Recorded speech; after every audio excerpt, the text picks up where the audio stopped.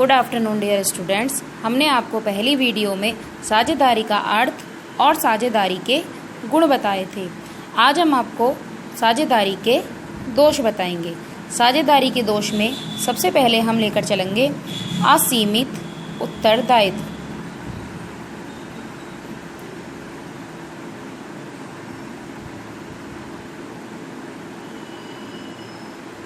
असीमित उत्तरदायित्व। असीमित उत्तरदायित्व क्या होता है, ये हम आपको एकाकी व्यापार में भी कई बार बता चुके हैं। असीमित उत्तरदायित्व ये होता है कि इसमें यदि व्यापार में कोई हानि हो जाती है, कोई ऋण लिए जाते हैं या कोई लॉस होता है, तो जो साझेदार होता है, जो व्यापारी होता है, जो उसके साझेदार होते हैं, वह सभी अपने व्यक्तिगत संपत्ति के लिए भी उत्तरदायी होते हैं। अर्थात ऋणों के भुगतान के लिए या हानि के लिए व्यक्ति की जो व्यापार में लगी हुई संपत्ति होती है वे तो उत्तरदायी होती है, साथ ही उसकी जो अपनी निजी संपत्ति होती हैं वह भी उत्तरदायी होती हैं। नेक्स्ट हम लेकर चलेंगे शीघ्र निर्णय का अभाव। शीघ्र निर्णय का अभाव क्यों? क्योंकि कोई भी निर्णय लेने के लिए जितने भी साझेदार होते हैं सभी की स्वीकृति आवश्यक होती है, सभी को उस निर्णय में शामिल किया जाता है।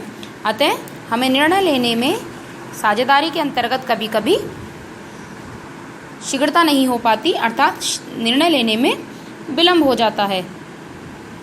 तीसरा हमारा होगा अस्थायी अस्तित्व। क्या है अस्थायी अस्तित्व? साझेदारी का जो जीवन है वह हमारा अस्थायी होता है, क्योंकि साझेदार फर्म को समाप्त करने का अधिकार रखता है यदि किसी प्रकार का कोई लिखित अनुबंध नहीं किया गया है। इसके अतिरिक्त कभी कभी किसी साझेदार को मानसिक परेशानी हो जाती है, शारीरिक परेशानी हो जाती है, उसकी मृत्यु हो जाती है या दिवालिया हो जाता है, तो भी साझेदारी समाप्त हमारी हो जाती है।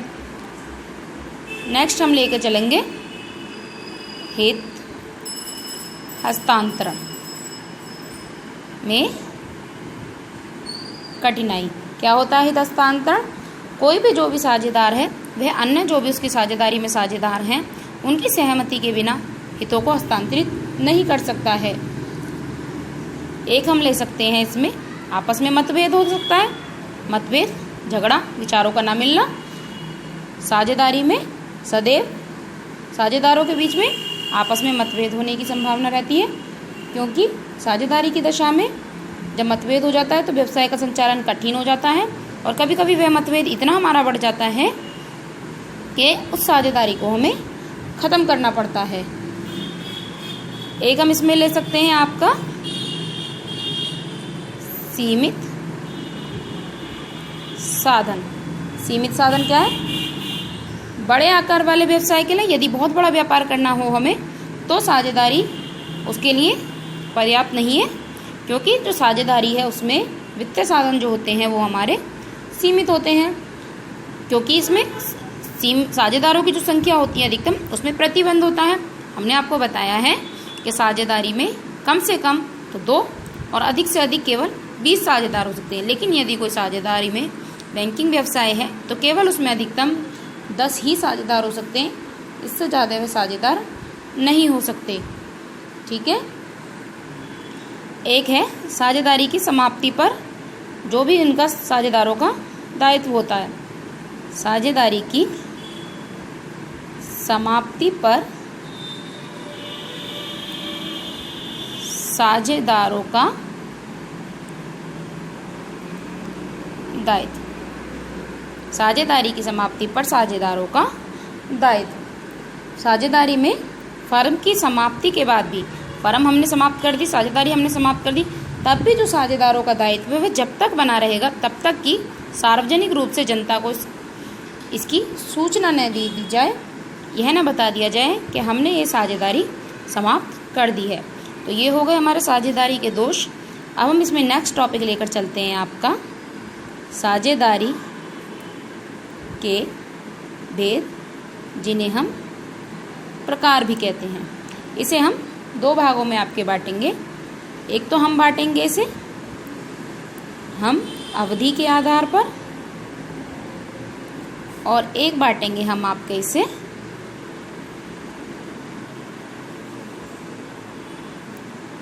दायित्व के आधार पर। ठीक है, पहले हम अवधि के आधार पर लेंगे। अवधि के आधार पर हम पहले करते हैं आपका ऐच्छिक साझेदारी। क्या होती है ऐच्छिक साझेदारी? यदि साझेदारी का अनुबंध, जो भी साझेदारी के निर्माण के समय अनुबंध बनाया गया है, उसमें कोई भी ऐसी जानकारी नहीं दी गई कि ये कितनी अवधि के लिए, कितने समय के लिए निश्चित की जा रही है, तो ऐसी साझेदारी को हम ऐच्छिक साझेदारी कहते हैं। ऐसी साझेदारी जिसके अनुबंध में कोई भी अवधि के संबंध में सूचना नहीं दी गई है, तो वह साझेदारी हमारी ऐच्छिक साझेदारी कहलाती है। इसका दूसरा हम लेंगे विशिष्ट साझेदारी। विशिष्ट साझेदारी या विशेष साझेदारी, कोई भी ऐसी साझेदारी जो या तो किसी विशेष कार्य के लिए या किसी विशिष्ट उद्देश्य के लिए स्थापित की गई है और अनुबंध में इसका उल्लेख किया गया है, तो ऐसी साझेदारी को हम विशिष्ट साझेदारी या विशेष साझेदारी कहेंगे। अब हम इसका देख लेते हैं दायित्व के आधार पर वर्गीकरण। दायित्व के आधार पर पहले लेंगे हम सामान्य या वैध। वैध यानी कानून के अंतर्गत। ठीक है, इसमें क्या है, जिन साझेदारी, जो भी हमारी जो साझेदारी है उसका निर्माण और नियंत्रण, यदि जो भी हमारा भारतीय साझेदारी का अधिनियम है 1932, जो हमारा है भारतीय साझेदारी अधिनियम 1932, उसके अनुसार साझेदारी का निर्माण और नियंत्रण किया जा रहा है, तो इस प्रकार की साझेदारी को हम सामान्य या वैध साझेदारी कहते हैं। नेक्स्ट हम लेंगे अवैध साझेदारी। अवैध साझेदारी इसके अपोजिट हो जाएगी, इसके विपरीत हो जाएगी। ऐसी साझेदारी जिसका निर्माण हमारा भारतीय साझेदारी अधिनियम 1932 के अधीन नहीं किया गया है, तो वह हमारी अवैध साझेदारी बन जाती है। एक साझेदारी हमारी इसके अंतर्गत आती है निश्चित अवधि की साझेदारी।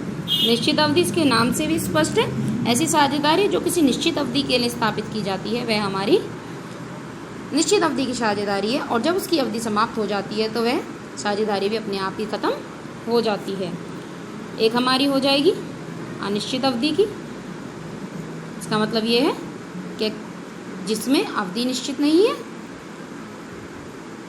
ना तो वह किसी विशेष कार्य के लिए की गई है, ना किसी विशेष उद्देश्य के लिए की गई है, ना ही उसमें कोई सब अवधि है, ना ही कोई समय है, तो ऐसी साझेदारी हमारी अनिश्चित अवधि की साझेदारी बन जाती है। एक होती है इसमें हमारी सीमित साझेदारी।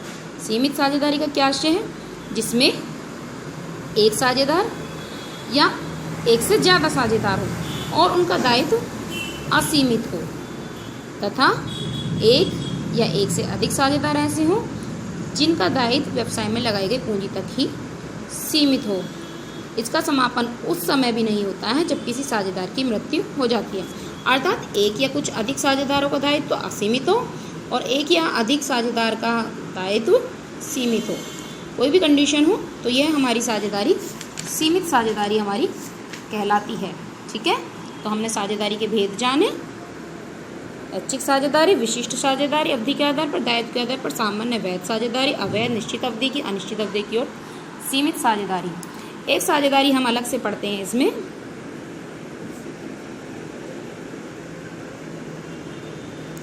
आदर्श साझेदारी। क्या होती है आदर्श साझेदारी?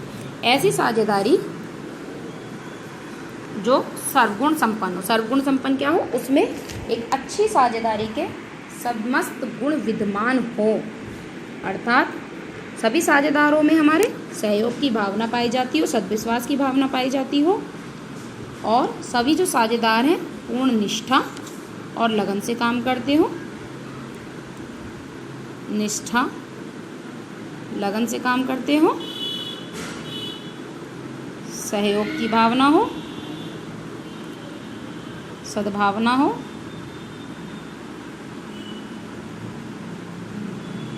ठीक है, और परिश्रम के साथ सभी वे फर्म के लिए कार्य करते हो तो ऐसी साझेदारी हमारी आदर्श साझेदारी बन जाती है। इसमें जो भी अच्छी साझेदारी होती है उसके समस्त गुण विद्यमान होते हैं। ठीक है, अतः एक आदर्श साझेदारी वह साझेदारी है जिसमें सभी साझेदार आपस में सहयोग, सद्भावना, निष्ठा, लगन से एवं परिश्रम से कार्य करते हों तो ऐसी साझेदारी हमारी आदर्श साझेदारी बन जाती है। एक पॉइंट है इसमें हमारा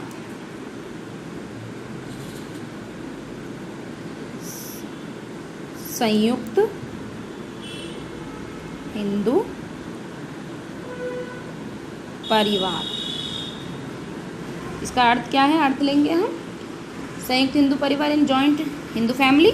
आप समझते हैं जॉइंट, संयुक्त एक साथ जो हिंदू परिवार रहता है वही, यह वह संगठन होता है। ये भी व्यवसाय का वो बन जाता है, इसे भी अन्य व्यवसाय की बातें चलाते हैं। इसमें क्या कहते हैं, यह वह संगठन है जिसका कारोबार उस परिवार के सदस्यों के लाभ के लिए जो भी इसका मुखिया होता है या कर्ता करने वाला मुख्य जो होता है,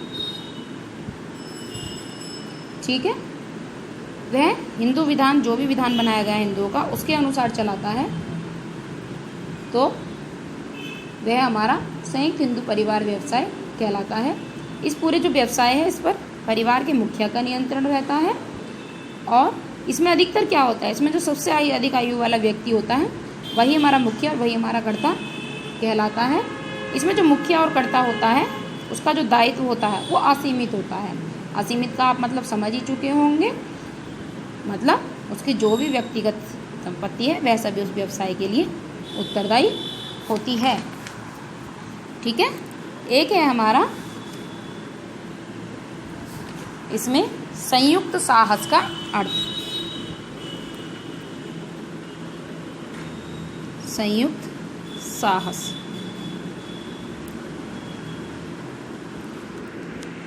क्या होता है, ये संयुक्त साहस कभी कभी जो व्यापारी होते हैं या व्यक्ति होता है वह अकेले पूंजी नहीं लगा पाता या उसे लगता है कि व्यवसाय में हानि हो जाएगी तो वह कोई व्यापार नहीं करता, तो इसके लिए क्या करता है, वह किसी दूसरे व्यक्ति की सहायता लेता है।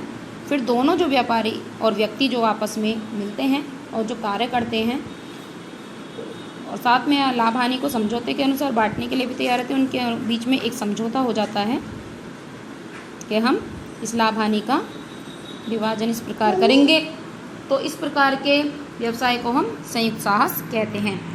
ठीक है, अतः आज हमने आपको इसमें पहले साझेदारी के दोष बताए, साझेदारी के प्रकार बताए, आदर्श साझेदारी क्या होती है यह बताया, संयुक्त हिंदू परिवार क्या होता है और संयुक्त साहस क्या होता है।